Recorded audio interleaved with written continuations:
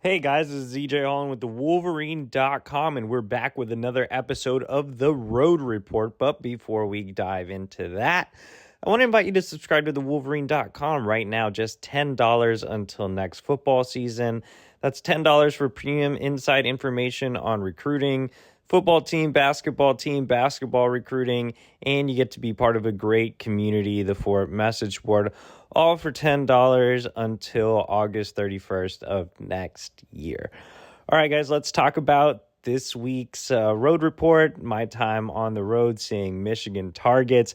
I made my way down to Charlotte to see the powerhouse that is Providence Day. Obviously, it's home to Michigan targets Jaden Davis, Jordan Shipp, Channing Goodwin, David Sanders. On this show, just for time constraints, we're going to focus in on Jaden Davis, top 100 quarterback in the 2024 recruiting class, Michigan's top overall target for next cycle. Michigan in a great spot for Davis. They have hosted him on 4 visits since the beginning of summer, most recently for the game against Michigan State. I thought Michigan did enough on that visit. Davis is going to make his decision after Providence Day's playoff run comes to an end, whether that's, a few weeks from now for the state title. We'll see. Obviously, again, it depends on how far Providence Day makes it. You could see a Davis decision at some point this month. It could be in December. Either way, Davis is planning to shut things down before the end of the year. And that's great news for Michigan. Again, they've hosted him for multiple visits. They rolled out the maize and blue carpet when he last visited for the Michigan State game.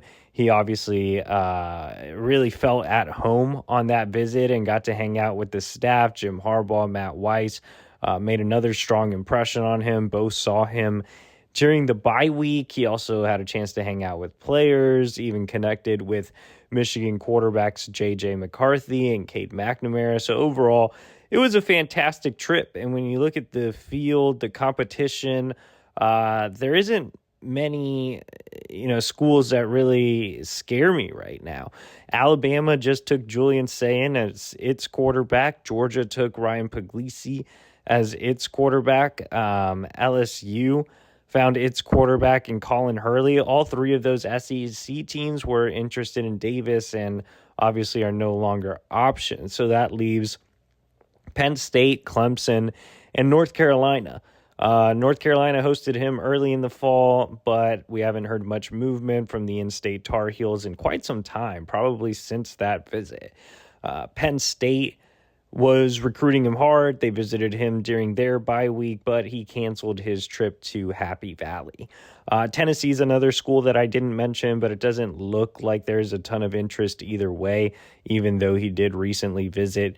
Clemson is the school that Michigan was the most concerned about, but they are prioritizing fellow elite quarterback DJ Lagway. So all the visits going extremely well, the competition taking other quarterbacks, focusing on other quarterbacks, schools moving down Davis's list.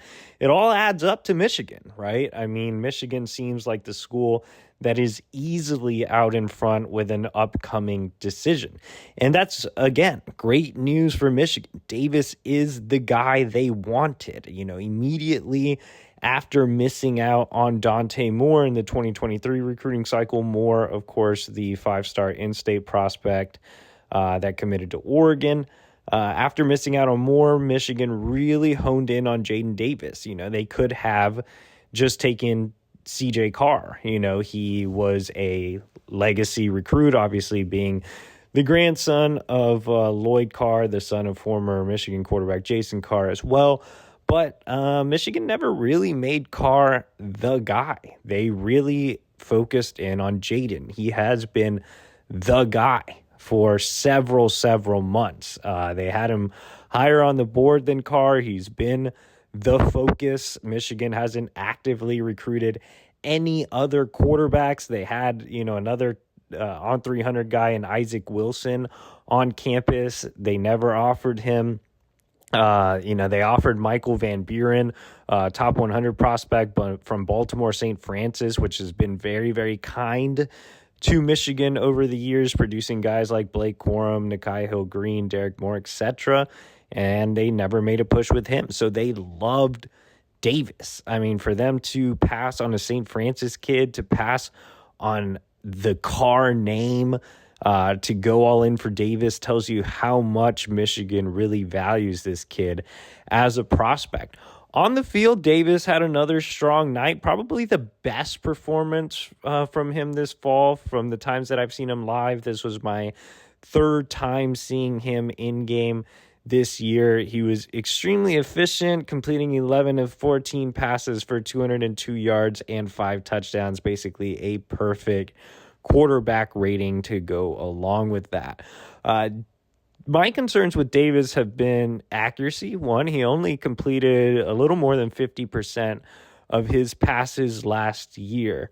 Now, he is at Providence Day this year. He just transferred in, which means he has way more weapons. He has 2 D1 level receivers in Jordan Shipp and Channing Goodwin. He also has Georgia commit Chris Peel as his starting tailback. So having those weapons has definitely helped Davis, but I do feel like he has made strides in the accuracy department. It's not all just because he has, more talented weapons at his disposal. I think he's cleaned up his mechanics a little bit. I think he's putting more touch on his passes. There were a couple of throws that really stood out to me. One was about a 18-yard out to Channing Goodwin, where he didn't just drill Goodwin with the football. He put some nice touch, lofted it into the breadbasket. And then another one was about a 12-yard touchdown pass to Jordan Shipp in the back of the end zone.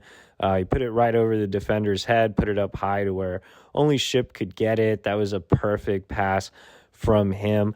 I know you're probably not seeing visuals on the screen, but trust me, those passes are passes that in the past, I think Davis might have sailed his guy or the ball would have hit the dirt. There were times in the summer, like when I saw him at the 7-on-7 tournament, the overtime 7-on-7 tournament in Las Vegas, where he just didn't have a lot of control on his passes. They were hitting the ground. They were going over the receiver's head just because he was throwing some fastballs. Now, Davis does have elite arm talent. That's what makes him a special prospect. That's why a lot of recruiting sites have him as a top 50 prospect nationally. On3 has him ranked the lowest, I believe, at number 67.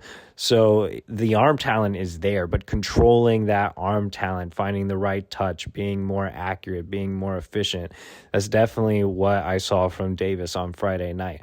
On top of that, he didn't really take a lot of deep shots, which, I wanted to see him take some deep shots just because I do love the arm talent, but he controlled the game. He took what the defense gave him. He checked it down, and I think he's going to fit in really well in Michigan's pro-style offense if he does, in fact, end up in Ann Arbor. He's very capable of protecting the football, making smart decisions. He has a high football IQ. He controls the game really well. He's a really good leader. He's a tough kid. When I saw him the second time this season, he played through some type of stomach problem where he was throwing up on the sidelines. I've seen him over the course of these 3 games sit alone on the bench, just looking at previous plays on an iPad and figuring out what he could have done better or what the defense is showing or not showing or disguising. I think he's just that football savvy kid, and that's why he's been able to connect really well with co-offensive coordinator and quarterbacks coach Matt Weiss, whereas a kid like Dante Moore, who is football savvy as well, but was looking for more of a personal connection. I don't think Davis really, cares about personal connections. He wants a guy that can develop him and teach him how to be a pro. And that's why, again, he's connected so well with Weiss, who has NFL experience, Harbaugh, who obviously played quarterback at Michigan and quarterback in the NFL and coached some good quarterbacks in the NFL as well. So, I definitely think that Davis fits the mold of a Michigan quarterback. I think, Michigan has shown that it doesn't need its quarterbacks to air it out all over the field to win football games. So Jaden Davis, I think, is perfect for what Michigan does, and that is why he is the priority for the Wolverines. And another thing that has concerned me about Davis is just his height. He is right at about 6 foot, maybe 6.5 feet. And he's not super mobile. He can run if he wants to, but he doesn't run a lot, and he's not an electric runner with his legs. So, oftentimes when you see short quarterbacks that are ranked really high, they have that juice as a runner, like a Bryce Young or a Kyler Murray.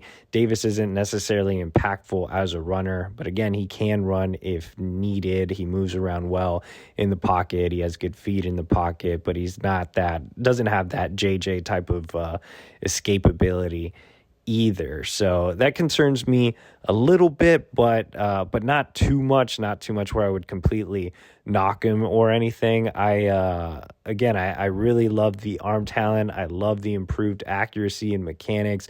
I love his feet and feel of the pocket. I love his ability to control the game. And, I love the deep ball. I just didn't get to see a ton of it in this game, obviously. But he really impressed me with that in the summer. I think when you have so many talented weapons at Providence Day and you're playing schools that really aren't up to par, you can just let your playmakers around you do the work. But overall, it was a great performance for Davis. And again, I feel confident in my pick for the Wolverines, which I've had in since the summertime. After seeing Davis and company in Charlotte on Friday, I made the drive back to my home in Virginia and took like a 4 or 5 hour nap, then got up and drove to Washington, D.C. on my birthday, which is great to see some football. Had a chance to see Nyckoles Harbor also for the third time this season, so I've had plenty of Nyckoles Harbor evaluations as well. In terms of his recruitment, I think things are pretty stagnant with Harbor. Look, he is a guy that's not even going to, it's interesting. Davis is a 24, and he will make a decision before Nyckoles Harbor. Harbor is not planning to make a decision until February. I have called his recruitment a marathon. This is definitely not a sprint. It's going to go on for a long time, so just be patient, and let's see how things fall into place. If I were to pick a leader in his recruitment right now, it would be Michigan. But what is that worth? Not much. We still have a long way to go. I feel like Michigan really impressed him on the official visit, which he made for the game against Maryland. He loves the staff. He loves Harbaugh's history with versatile athletes that can play on both sides of the football. He loves the development standpoint. He loves the education. Remember, Harbor is a 4.0 student. His mother is a pharmacist. His father works for NASA, and he aspires to be a neurosurgeon. So Michigan offers the best of both worlds. He has family in the Detroit metro area. So all of that adds up well for Michigan. I think the thing that's a knock on Michigan is the track program. Obviously, Michigan's not climate friendly, and it doesn't have near the track programs that the southern schools like LSU or South Carolina may have, which are two other strong contenders in his recruitment. So that's something that we're definitely monitoring, is how will Michigan sell the track program, as well as how will Michigan sell NIL. I mean, Harbor is such a marketable athlete, being 6'5", 225 pounds with 10.22 100-meter speed, which is absolutely unheard of. He's a freak of an athlete. I think Harbor will get his money wherever he goes, and that's something that Michigan has honed in on, what they're doing and planning to do for the team. But obviously other schools have been able to offer some different things on the NIL side that Michigan's not really able to explore. So we'll see how, that whole ordeal pans out. But Harbor's a smart kid. He comes from a great family. So I'm not as concerned about NIL as I would be for maybe some other 5-star level prospects. In terms of him as a player, again, he's really versatile. He's a guy that could play multiple positions at the next level. I still feel his biggest upside is as a pass rusher, but he does prefer to play on the offensive side of the ball to preserve his body for track. Track is just as serious as football in the mind of Harbor. When you look at his, just size and speed and that combination, obviously I think he can be a freak type of talent at the tight end position, like a Kyle Pitts. He's also very much a willing blocker and does line up as an inline tight end a lot for his high school Archbishop Carroll. He also lines up in the slot and out wide as well. But I think if Harbor is going to play on the offensive side of the ball, he does have a lot of work to do from a technical standpoint. He needs to keep his hands inside as a blocker.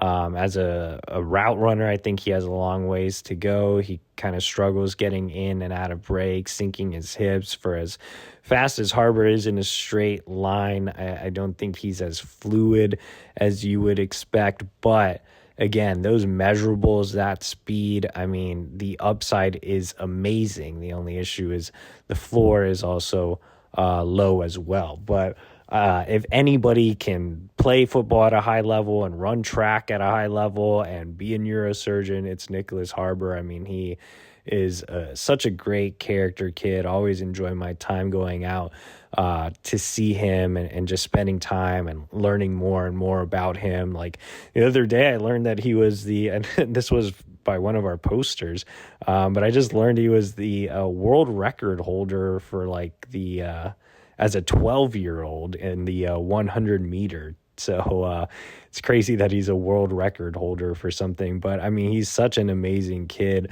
both on and off the field. I think he's such a great fit for Michigan. He just kind of screams Michigan kid. But, again, I think the track is something that's holding Michigan back a little bit. So, like I said, LSU and South Carolina have definitely been able to sell their track programs. Miami has as well. Miami's in line to receive an official visit in December. LSU is as well. Remember, South Carolina already hosted him. Michigan already hosted him. Maryland is the other school that will get an official visit. As it stands right now, Georgia is out of the picture, which is another school that scared me. But there's so much time left that I wouldn't completely dismiss Georgia. Again, Harbor did tell me Georgia is out of it right now, but I just have a little bit of a feeling that Georgia could work its way back in. So we'll see how things shake out there. But again, Harbor is such a dynamic athlete. He is the priority for Michigan this cycle. This has been a pretty disappointing recruiting year for Michigan, especially coming off the college football playoff. But if they are able to land Harbor in the end, obviously that would put an exclamation point on things and fix a lot. So appreciate you guys for joining me. That is my version of the Road Report. Like I said, subscribe to the Wolverine.com right now, just $10 until next football season. Make sure to like this video, subscribe to our YouTube page. It is completely free. We will see you next week.